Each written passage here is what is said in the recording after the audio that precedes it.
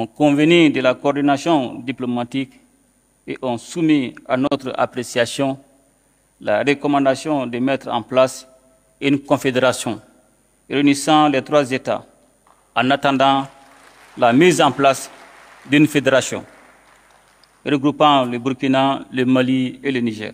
Mesdames et messieurs, chers compatriotes, aujourd'hui je me tiens devant vous, non seulement en tant que Binta Diallo, mais en tant que voix de l'espoir, de l'unité et de la paix.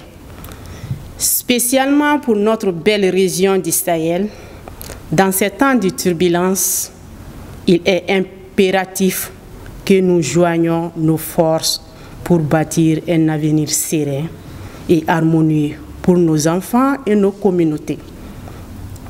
Nous vivons des moments difficiles où les défis sécuritaires et sociaux, économiques menacent notre stabilité. Pourtant, ces défis ne doivent pas nous diviser, mais plutôt nous rassembler. C'est dans cette optique que j'invite toutes les femmes et les jeunes de notre pays, ainsi que de toute l'Alliance des États du Sahel, à se donner la main, à s'engager activement dans la construction d'une charte de la paix et de la solidarité.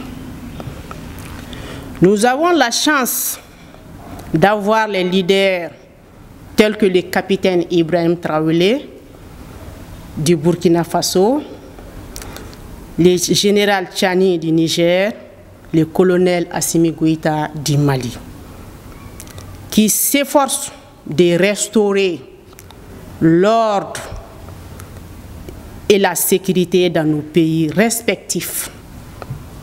Soutenons-les, non seulement par la parole, mais aussi par les actes, par les actions concrètes. Ensemble, en tant que femmes et jeunes, nous avons la capacité de jouer un rôle majeur dans le processus de paix. Faisons entendre notre voix dans les discussions qui façonnent l'avenir du Sahel. Impliquons-nous dans les initiatives qui promouvent la réconciliation et le dialogue.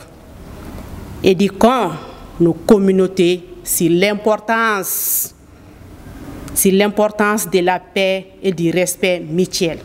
Soyons des agents de changement, des bâtisseurs de ponts entre nos différentes cultures et traditions. Il est essentiel que nous soyons unis dans notre objectif commun. La paix ne peut être atteinte que si nous travaillons ensemble en écoutant les besoins de chacun, en respectant nos différences et en mettant en avant notre humanité commune.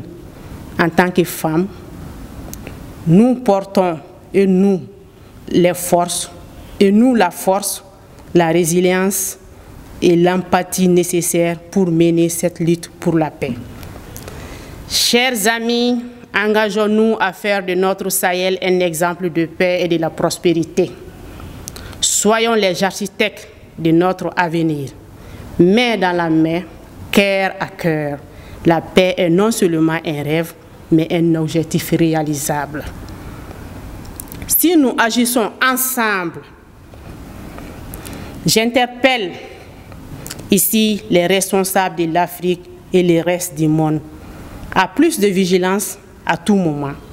Nous sommes vos femmes, nous sommes vos enfants. Je suis convaincu, vous êtes disponibles pour une paix durable dans le monde. Ensemble, nous pouvons surmonter les défis qui se dressent devant nous.